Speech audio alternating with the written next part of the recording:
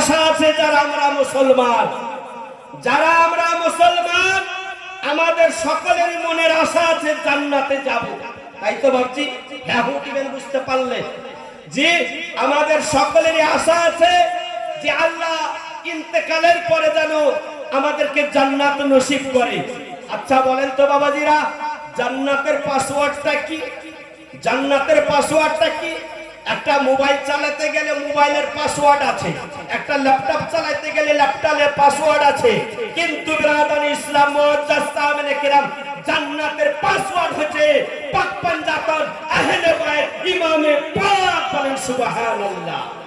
এদের ভালোবাসা, এদের যে ইমামে হুসাইনের পাকের নামে, যে ইমামে হুসাইনকে আমরা কতটা ভালোবাসি, আহলে বাইতকে আমরা কতটা ভালোবাসি, আর আমার বিশ্ব নবী সাল্লাল্লাহু আলাইহি সাল্লাম নিজের নওয়াজা ইমামে হুসাইনকে কতটা ভালোবাসতেন।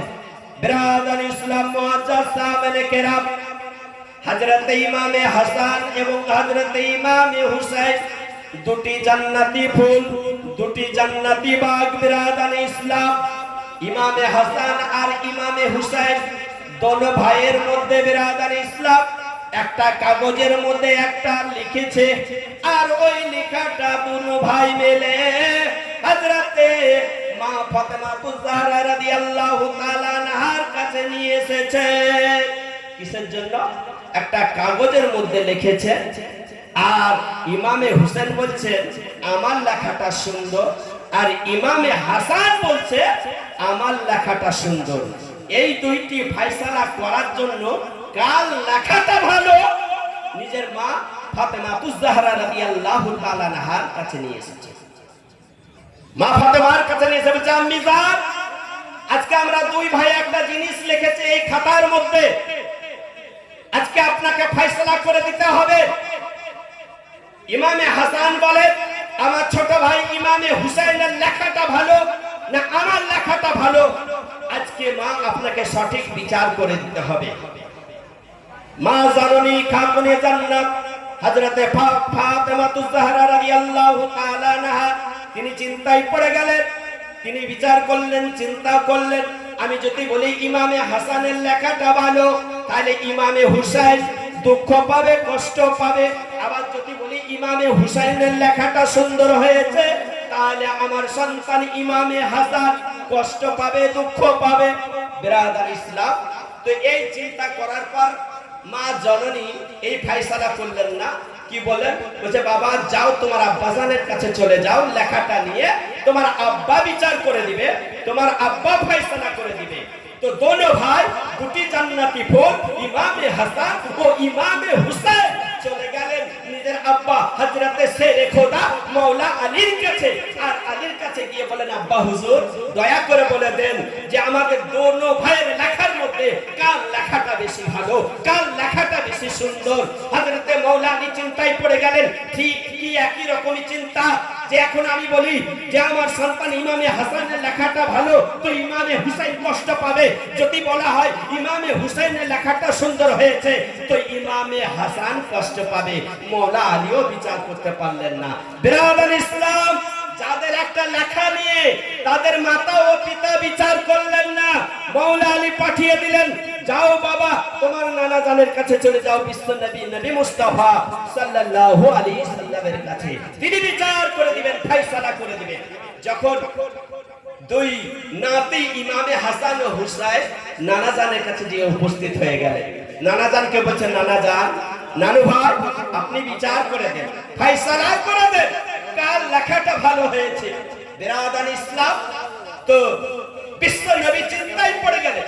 বিশ্ব নবী ইমামে হাসান ও হুসাইনকে কোনোদিন কষ্ট দেয়নি, কারণ ইমামে হাসান ও হুসাইনকে আল্লাহর নবী সাল্লাল্লাহু আলাইহি সাল্লাম নিজের জীবনের থেকে বেশি ভালোবাসেন। বলেন সুবহানাল্লাহ। বিরাদার ইসলাম, তিনি আল্লাহকে বলেন আল্লাহ এই বিচার কেমন করে করব, এই ফয়সালা কেমন করে করব। আল্লাহর উপরে দয়ার নবী মুস্তাফা সাল্লাল্লাহু আলাইহি সাল্লাম ছেড়ে দিলেন এই বিচার করার জন্য, এই ফয়সালা করার জন্য। আমার আল্লাহ পাক রব্বুল আলামিন ফয়সালা করবেন জিবরাইলকে বললেন, হে জিবরাইল, দুনিয়ার জমিনে যাও, জান্নাতের মধ্যে যাও, জান্নাত থেকে একটা ফল নিয়ে যাও, একটা সেব নিয়ে যাও, আর ইমামে হাসান ও হুসাইনের দুটি লেখা দুজনের মধ্যে আছে, আজকে সঠিক ফয়সালা করতে হবে। বিরাদার ইসলাম মুআজ্জাজ সামিনে কেরাম, এদিকে বিশ্ব নবী বললেন, নানু ভাই, তোমাদের দুজনের লেখাটা দুই কাগজটা দুই সাইজের মধ্যে পাশাপাশি লিখে রেখে দাও, তোমাদের বিচার স্বয়ং আল্লাহ পাক রব্বুল আলামিন করবেন। কাল লেখাটা ভালো হয়েছে, কাল লেখাটা সুন্দর হয়েছে। জিবরাইল আলাইহিস সালামকে আমার আল্লাহ পাক রব্বুল আলামিন বললেন, হে জিবরাইল, যাও জান্নাতি ফলটা নিয়ে যাও, আর ওই জান্নাতি ফলটা উপর থেকে ছুঁড়ে দিবে, আর ওই ফলটা যার খাতার মধ্যে পড়ে যাবে, যার লেখার মধ্যে জমে যাবে, জানবে তার লেখাটা ভালো হয়েছে। আমার আল্লাহর নবীকে বলে দিলেন, মহান আল্লাহ পাক রব্বুল আলামিন জিবরাইলকে বললেন যে ফলটা যার খাতার মধ্যে জমা হয়ে যাবে তার লেখাটা ভালো হয়ে যাবে। এই বিচার, এই ফয়সালার জন্য অপেক্ষা করতে আছে জুটি জান্নাতি ফুল, জুটি জান্নাতি বাগান। বিরাদান ইসলাম, এদিকে জিবরাইল ফেরেশতা উপর থেকে ওই ফলটা ছেড়ে দিলেন। আল্লাহর বিচার হলো ওই খাতার মধ্যে পড়ার আগে ফল দুটি ভাগে ভাগ হয়ে দুটি খাতার মধ্যে সমান সমান পড়ে গেল। সুবহানাল্লাহ বলা যাবে না? দুটি খাতার মধ্যে একটা ফল সমান সমান আধা-আধি ভাগ হয়ে পড়ে গেল। অতএব বিচার হলো দুজনের লেখাটাই সুন্দর। বলেন সুবহানাল্লাহ। তাহলে ইমামে হাসানও কষ্ট পেল না, ইমামে হুসাইনও কষ্ট পেল না। হে দুনিয়ার মানুষ, আজকে তুমি যদি ইমামে হাসানকে কষ্ট দাও, আজকে যদি তুমি দুনিয়াতে ইমামে হুসাইনকে কষ্ট দাও, আল্লাহ পাক রব্বুল আলামিন কাল কিয়ামতের মাঠে তোমাকে কোনোদিন maaf করবে না। জান্নাতের পাসওয়ার্ড হলো আহলে বাইত পাক পাঞ্জাতন। বলেন সুবহানাল্লাহ। এই পাসওয়ার্ড যদি না থাকে, অন্তরে আহলে বাইত পাক পাঞ্জাতনের মহব্বত ও ভালোবাসা না থাকে, হে মুসলমান, তুমি যতই বড় নামাজি হয়ে যাও, যতই বড় মুফতি মুহাদ্দিস হয়ে যাও না কেন, তুমি যতই বড় হাফেজ কারি হয়ে যাও না কেন, তুমি যতই বড় হাজী হয়ে যাও না কেন, কখনো তোমার জান্নাত নসিব হবে না যতক্ষণ পর্যন্ত তোমার অন্তরে নবীর মহব্বত, আহলে বাইতের মহব্বত, পাক পাঞ্জাতনের মহব্বত অন্তরে যতক্ষণ পর্যন্ত না হবে। তো বিরাদান ইসলাম, আল্লাহ আমাদেরকে অশেষ রহমত করে দুনিয়ার বুকে আমাদেরকে পাঠিয়েছেন। একটাই কথা বলবো বিরাদার, আমাদের বক্তা মাওলানা মুস্তাক আহমদ কাদের সাহেব, যিনি আমার বড় ভাই হচ্ছেন, তিনি বসে আছেন। আর বক্তব্য লম্বা চড়া করব না বিরাদার, সময় হয়ে এসেছে। কারণ একটাই কথা বলবো, আমল করুন, 5 ওয়াক্ত নামাজ পড়ুন, সদা সত্য কথা বলুন, হালাল রুজি খান, আর নিজের জীবন, নিজের ধন দৌলত, মাল সম্পত্তি, আত্মীয় স্বজন, পাড়া প্রতিবেশী, গ্রামবাসী, দেশ বিদেশ সমস্ত সবার থেকে বেশি আমার নবীর প্রতি মহব্বত ও ভালোবাসা রাখো বিরাদান ইসলাম। তারপরে আহলে বাইত পাক পাঞ্জাতনের ভালোবাসা রাখো, কারণ জান্নাতের মালিক হলো আমার ইমামে হুসাইন। সমস্ত যুবকদের জান্নাতের মালিক হলো আমার ইমামে হুসাইন। সমস্ত মহিলাদের জান্নাতের সরদারনি হলো আমার মা ফাতেমাতুজ জাহরা রাদিয়াল্লাহু তাআলা আনহা। তো বিরাদার ইসলাম, যাই হোক, যতটুকুনি আপনাদের সম্মুখে আলোচনা করলাম, আলোচনার মাধ্যমে কোনো ভুল ত্রুটি হয়ে থাকলে আমি আপনাদের সম্মুখে ক্ষমা প্রার্থী। বিরাদার ইসলাম, এবার আপনাদের সম্মুখে বক্তার সম্রাট, বুলবুলে বাঙ্গাল, খাতিবে বিশাল, জিনার ওয়াজ এখানে সেখানে, জিনার ওয়াজ জঙ্গলে বনে, জিনার ওয়াজ উত্তরবঙ্গ থেকে নিয়ে দক্ষিণবঙ্গ, জিনার ওয়াজের শোহরাত, জিনার আওয়াজে পাখি চমকে ওঠে।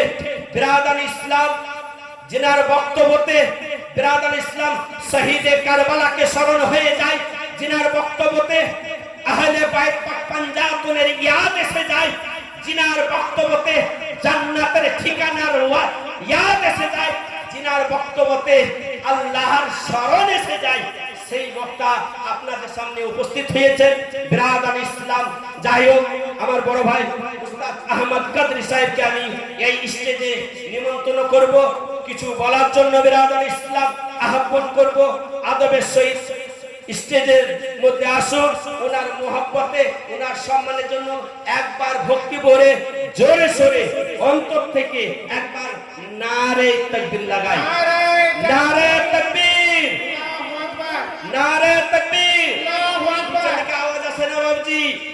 বিরিয়ানি রেডি আছে, যতক্ষণ পর্যন্ত আপনাদের আওয়াজ না হবে ততক্ষণ পর্যন্ত এই স্টেজের আওয়াজ বন্ধ হবে না।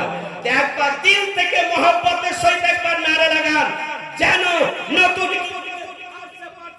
সকলে যেন শুনতে পায় যে একবার মহব্বতের সহিত একবার নারে তাকবীর লাগান। নারে তাকবীর, আল্লাহু আকবার। নারে রিসালাত, নারে রিসালাত, নারে হায়দারি, নারে